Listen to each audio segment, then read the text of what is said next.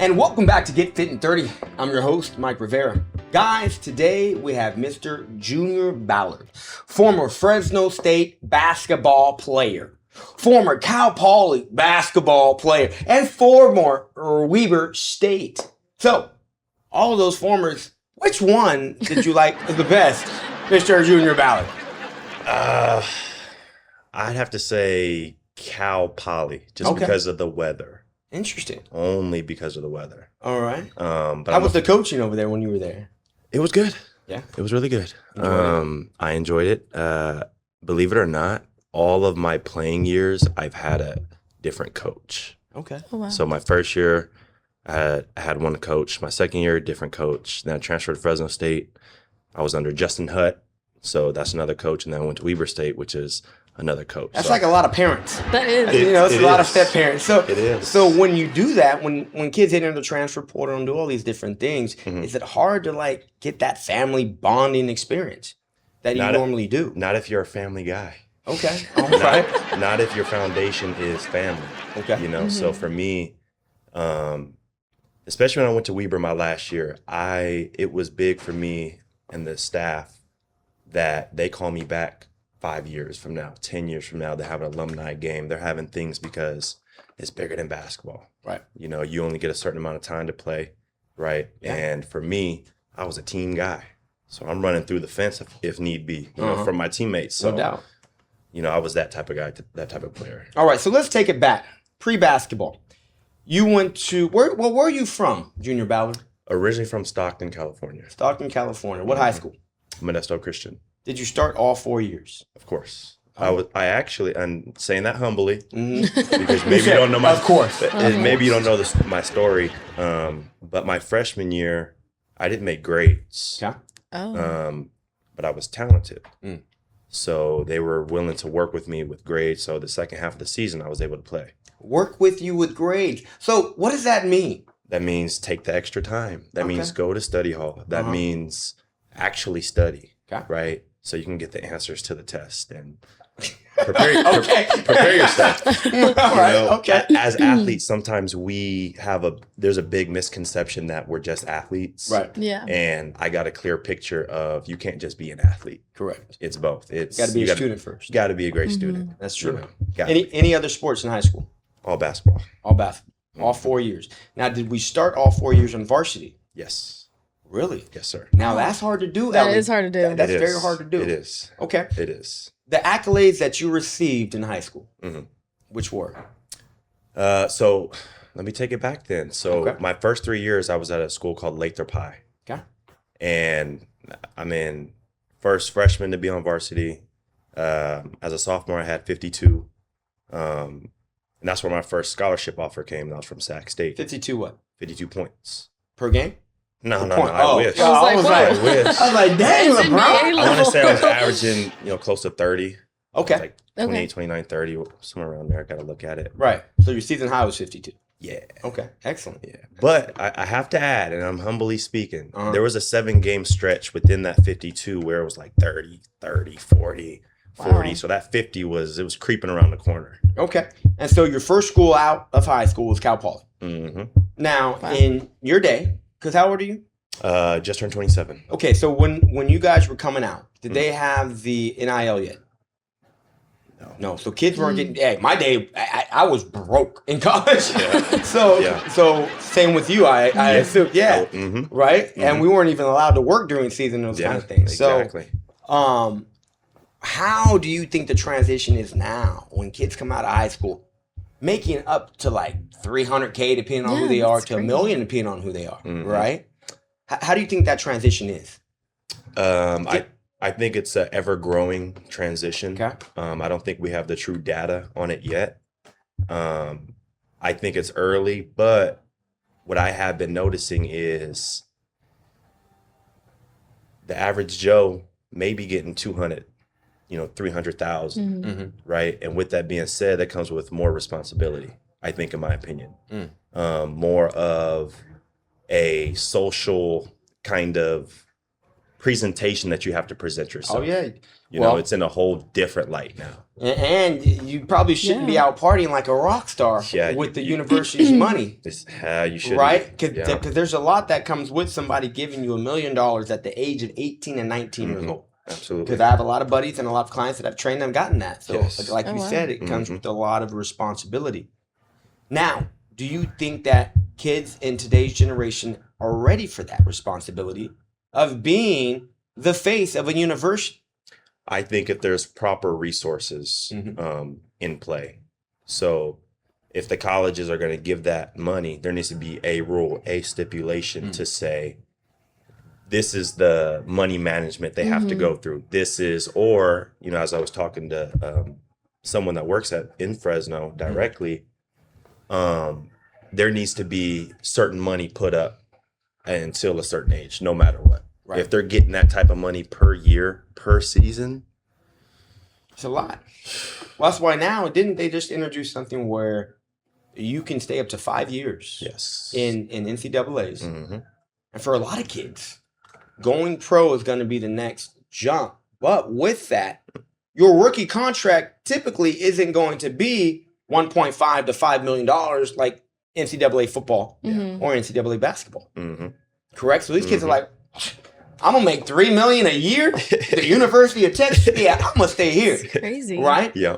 So in some ways it's good, some ways it's bad. In my eyes, it seems kind of like the Wild West right now with NIL because there's really no regulation. Yeah, there's no regulation. Yeah. You know, it's a lot of people just going crazy. Now, your next stop was Fresno State. Yes, sir. Since we're talking about all these money things, I've heard, you know, from the grapevine that Fresno State has had a couple of issues with gambling in prior seasons. And not just talking about Tarkanian. We're talking about, you know, the current one with Vance Wahlberg. How do you think that reflects on the university? And when you were there, did you have to deal with any of that kind of stuff? I think a couple things with that. Okay. Number one, the Wahlberg staff, great staff, exceptional staff. I think if we're going to penalize the players, coaches, and ultimately the university, there needs to, again, be things in play to say, okay, well, in the beginning of the season, let's coach them up or let's bring somebody in to talk about gambling, talk about the repercussions to X, Y, and Z. Right. Because just from experience, a lot of it is not knowing. Okay. You know, when you're in a certain environment, in a certain space, you really don't know. So you're saying the ignorance of not knowing what you're doing? Because we are grown adults, right? So you know, I'm going to scroll on this app real quick and let me bet on Fresno State to lose or win. Yeah. Right? So kids know what they're doing, essentially. Yeah. It's right and wrong, right? I think sometimes kids can be very ignorant towards thinking if I'm going to get caught, right? But having somebody come in there like a parent telling you, so these are the ramifications. If you do this, you're going to be kicked off the team. Yeah. You know, I think they already know that. Yeah. Right, per se. So how do you stop kids from gambling? Essentially, because everything, look at the NFL, look at the UFC. Yeah. All these things are pushing that, right? They're pushing these apps. They are, yeah. So that's my biggest thing. Yeah. When we get back from commercial break, I'm going to let him answer that question because I'm curious. So is Ellie. I really want to get Ellie's opinion because she's part of the youth and they've grown up on this whole concept of gambling. Back in our day, we didn't have this option. See you in a minute. Have you ever wanted to be featured here on Get Fit in 30 like Mystique Medical Spa or Fresno Guest Homes? Now you have the chance. DM me at Strive for Greatness 23 on social media or email me at strive4greatness444@gmail.com and you and or your brand can be featured here on Get Fit in 30. See you soon. And now we're back. So we're talking about gambling at the university level, at the D1 level, because a lot of universities are going through this app transition of how it's becoming legalized.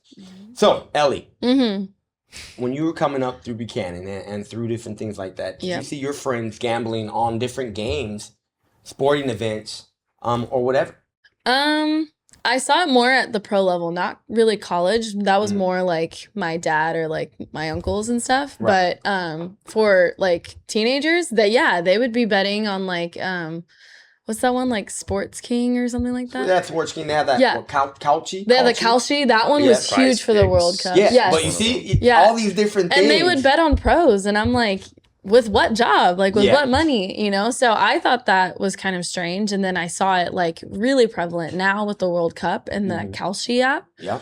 People are doing parlays and all this stuff. And I'm like, I am not one to do that, but I saw it more and I'm seeing it more. So I think sometimes it puts the youth in a position where now I am losing a lot of money and not gaining any. Yeah. And I'm putting myself in a position where point shaving comes in. Where, you know, if I'm going to go to Vegas or whatever, and somebody talks to me and says, since you're already gambling on your team, well, why not get an extra 10,000, 15,000, 20,000 and do this? Mm-hmm. So back to what we were talking about with Fresno State. Oh, this is good. Where these, this is good. Well, it's just, I think it needs to be talked about, and people always sugarcoat it. Yeah. And hearing from a former player that was at the university that has past history of having these issues is vital. Yeah. So, you know, again, Walbert, great coach. His staff's a great staff. They had nothing to do with it. But they're still leaders to these young men, and they're still mentors to these young men, correct? Yes, sir. So even though they had nothing to do with it, do you think they could have done something prior to let these kids know these are the risks that you're going to be taking now on an NCAA level? These are the risks that are going to come at you. I think with how Ellie, how she's mentioned it, is good, because there needs to be more, like, just moving forward with the coaches. They just moving forward now because it's so prevalent, because it's so popular, because kids now are doing it. It's like a trend. Right? That's why they do it. It's very trendy. They don't even know what they're gambling on. They don't even know the language, like the terminology. So they're just losing their parents' money. Like, literally, right? So you can see the disconnect. Yeah. And I think it's now moving forward, and not even just Fresno, every single staff. There needs to be an NCAA. This needs to be across the board, Division 2, 3, NAIA, because at the end of the day, it affects everybody. Right. Yeah. You know, when we get in trouble or XYZ gets in trouble, then that's when the rules start to get rolled out. Right. See, the thing is, what's crazy about you saying these things, there's been rules in place. Yeah. Multiple players from multiple universities have always been gambling on their team or others when you're not literally supposed to. Yeah. It's just like Pete Rose in baseball gambling on his own team. And you're the coach. You know? Yeah. So it's not going to go anywhere. That's fair. It's just, for me, I think there needs to be harsher things in line. If you're catching this, because I go blank thinking sometimes, you're telling me nobody knew about this going on the whole time and you're going to wait until midseason? So then it's like, all right, well, what kind of ramifications for the staff or people are they going to be? Because is it going to come down to a national championship game and somebody gambles on their team, but if that team wins, you know, then all of a sudden, now what? You're going to strip that away? My question to you is, and throw your thoughts in there as well. Yeah. If us players, especially at the collegiate level, are playing, competing, practicing, lifting weights, doing the whole nine, study hall, doing what we need to do to perform, and somebody on the outside bets, in my instance, maybe $1,000 on a certain parlay, and they end up winning 25, 30. Where as players do we see that if there was no NIL, right? And there's nothing in play to, you're betting on us, we're doing the work, right? Where is it that, not to say, honestly, I'm going to say it, where's our piece of the pie? Interesting. I had somebody reach out to me. I hit a big time shot at San Diego State. Okay. Went into overtime. Okay. Right? I'm sure you remember this. And he's talking to my camera guy. Yeah. Live basketball fan. He's my guy. But I I had a DM that said, "Hey, yo, bro, thank you for that. You won me $50,000." And in my mind, right at that time, I'm so locked in, I'm not thinking anything of it. But as time passes by, you start to say, well, dang, he just benefited off of my labor at the end of the day. Right. So there's two ways of kind of thinking of it. Like if there's going to be betting and we can't receive it or we can't do any of the betting ourselves, there needs to be some type of check at the end of the year, whatever, just how the NIL is with the agreements. Well, that's basically what the NIL is now. Yes. So that's why essentially they are doing it, because they're understanding kind of what I'm saying in the same sense. Like, we're doing the work. All you guys do is sit on the couch. They're just sitting and watching. You know what I'm saying? Yeah. So why wouldn't you bet on yourself in the same sense? Like, yeah, I get it, but put yourself in our shoes in the same sense of we're doing the work. So yeah, when we talked about it earlier, living the college grind, you know what it's like. I do. So there's a fine line, I think, between the two. And to your point, right, we're doing a lot of the work. Okay. So naysayer can be like, okay, that's a lot of greed. That's a lot of ego that can get in that way, right? And with ego, people make mistakes. Yes, sir. So Fresno State, they got caught gambling, right? The players, did you know some of them? This is a couple of years back. Yeah. Okay. Yes, sir. Now, when they were gambling and they got caught, do you think they should have been kicked off like the team like they were? I don't think it's my place in order to really say like if they should have got kicked off or not, or what rules or what they should have received in terms of a punishment. Do you think Vance should have got fired? No.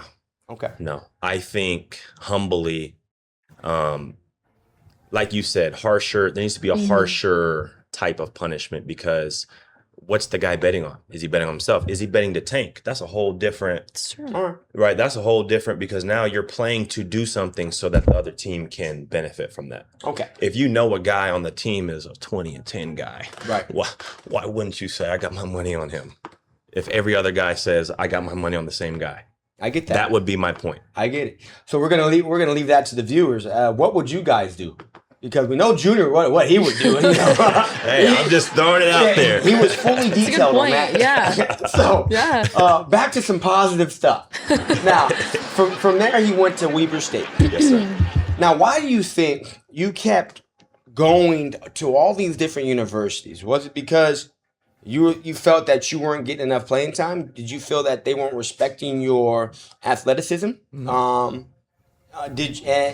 After all these different universities, where did you end up graduating from?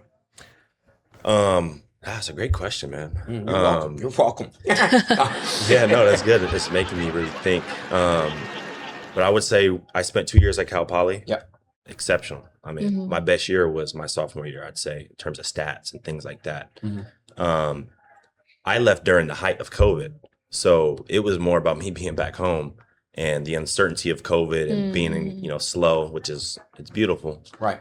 But just a lot of uncertainty. So I got an opportunity to play here. Okay. So I like how you worded that. Yeah, because I wanted to add, like, this, Fresno State was a dream school for me. I went on a visit, I want to say I was 8th grade, with my teammate Titus Verhoeven. He was getting recruited by Fresno. He said, "Bro, you want to come?" I said, "Yeah." From there, fell in love. Didn't tell anybody, never. Oh, wow. During COVID, all of this happens. That's God, obviously. God works in mysterious ways, baby. When things are meant to be, they'll be. So after Fresno State, you decided to go to Weber. Why'd you leave? So graduated here under Coach Hutt. I got a tension band plate put in my shin and my tibialis anterior. And from there, it changed a lot of the way I ran, the way I walked, just everything. So explosiveness, you name it. Yeah.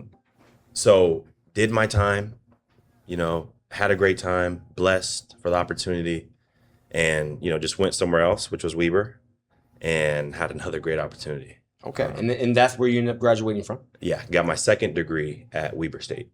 Oh, you got your first at Fresno State? Yes, sir. Okay. What did you get your degrees in? Business. All right. Both of them? Yes, sir. Okay. Wow. So that leaves me for the next question that we're going to have after commercial break. What is this guy up to now? So we've talked about gambling. We've talked about all his universities. And now the next journey. We'll see you soon. This Friday, 12 noon, KC24, Get Fit in 30, Miss Ellie and Coach Junior Ballard from Rep Room Skills Academy. Feel free to hit me up on Instagram at Rep Room Skills Academy. See you then. We're back talking about what's next for Mr. Junior. He talked to me that he was doing something as far as training kids, right? Yes, sir. So what is your business called and why did you choose to train the next generation? So, appreciate the question. My business name is Rep Room Skills Academy. Okay. And it's not just kids. We train kids. We train high school kids. We train college and obviously pros. Okay. And the reason why is because I have 20 years of this Yeah. of experience. I have of giving everything to the game that I possibly could. And it's taken me all over the world, all over the states, places, rooms, friendships, things that I couldn't have even imagined with the basketball. Okay. So the passion that I've had, I want to instill that in the next generation. So so is it basketball, right? Basketball training? Basketball training, All right. athletic training, Okay. speed and agility, Nice. track work, Okay. film work, But is it all geared around basketball? all geared around basketball. I love that. Yes, So sir. you're the one-stop shop. One-stop shop. Okay. One-stop shop, but it's also a niche, Yeah. type of, because I have 20 years of experience. So I'll be able to teach and, just certain things that a lot of kids may not get from a rec league coach or, and that's what I always tell trainers. I said, why am I going to send my kid to you rather than him? Yeah. And just like when somebody were to come train with me, why are you going to train with me rather than the next guy? Everybody can teach somebody how to push and pull weights. But what else do I get on top of that? Sure. Right? So Yeah. if somebody were going to be coming to you and they can go train with, say with Q, if Q was home, they can train with Quincy Pondex. Yes, The guy sir. played in the league, coaches Yes, at sir. Washington University. Yeah. So shout go out to Q, my guy. But My brother, too. If they have a chance to train with him or to train with you, what makes you different? Number one, me and Quincy, we fall under the same umbrella. Okay. A lot of what I know is because of him. And obviously my older brother, playing professional. So I think what I bring that's different is my passion, Okay. the attention to detail, and honestly, the accountability. I'm not afraid to hold kids accountable, especially in this day and age where Definitely. it's a lot of yeses and a lot of, kind of catering towards versus really holding them accountable and really giving them kind of just structure, and I'm big on that. So I really want to incorporate that, moving forward. I love that. Yes, sir. With that being said, we have the workout edition coming up now. Junior said he's good in basketball, so I told him to bring a basketball today, guys. We're going to see if he can dribble it a little bit, We'll see. On while carpet? standing on one leg. So I like stabilization. And Miss Ellie, what she's going to show you guys, I'm bringing some dumbbells for her. Great. Let's see where we're going with this next. All he has to do, he's going to have his one leg up. He's bouncing that ball. Now, as he's bouncing that ball, he's going to go in between on one leg without the leg touching the ground for 30 seconds. Probably haven't done this one yet, but we're going to do it today. Yes, sir. We're going to do it today.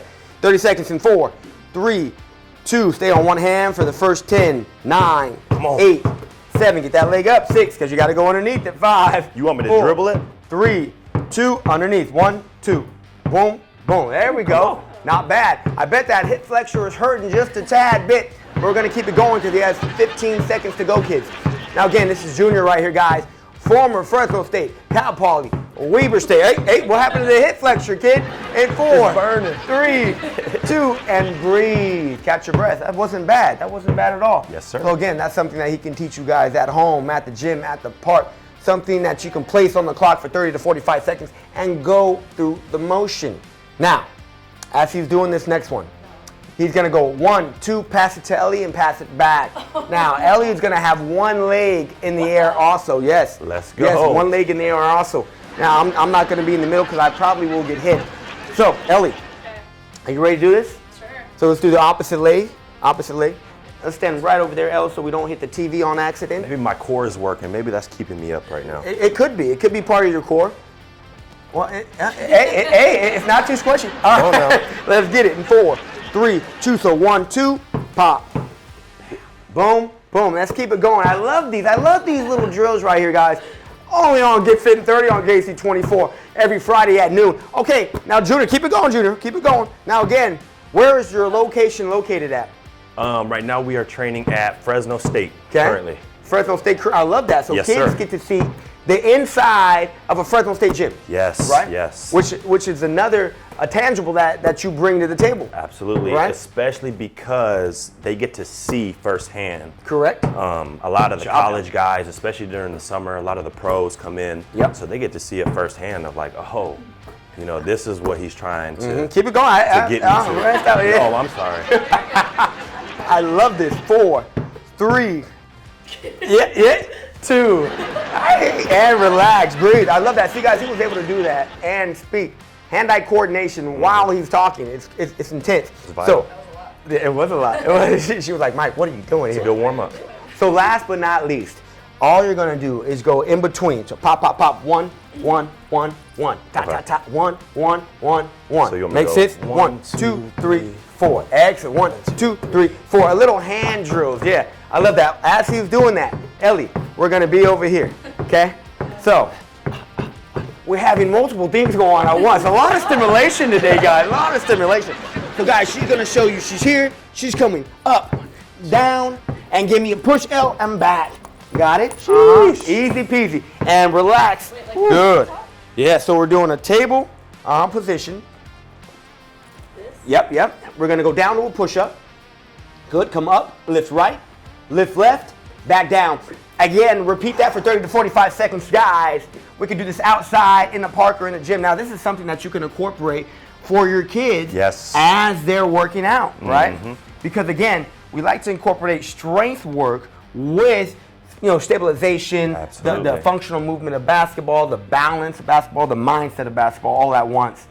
I love that. And 4, you're going to be okay, Ellie. You're going to be okay. You got it. You got this. 4, 3, 2, and relax. Good job, Elle. That's excellent. Guys, she hasn't been here in a while. She, like I always like to say, she's the full-time employee now. We don't pay her enough over here. But one more thing before we go back on this podcast. I like to say I appreciate you guys always joining us every Friday at noon on KC24. We're going to go to commercial break real quick, and then we're going to come back and finish talking with Mr. Junior. See you soon. Have you ever wanted to be featured here on Get Fit in 30, like Mystique Medical Spa or Fresno Guest Homes? Now you have the chance. DM me at Strive for Greatness 23 on social media, or email me at strive4greatness444@gmail.com, and you and/or your brand can be featured here on Get Fit in 30. See you soon. What can a student athlete expect to see when they come? They can expect to see high energy, attention to detail, and a whole lot of reps. Whole lot of reps. I love that. Because once again, in high school, college, and professional level, if you don't have a whole lot of reps, you may not get on the court. You may not get a whole lot of minutes. Exactly. I love that. Guys, once again, thank you for joining us here on Get Fit in 30 every Friday, KC24, and of course, on the KC24 and CBS 47 Plus app. Thank you, Junior. Thank you, Ellie. Thank you. See you guys soon.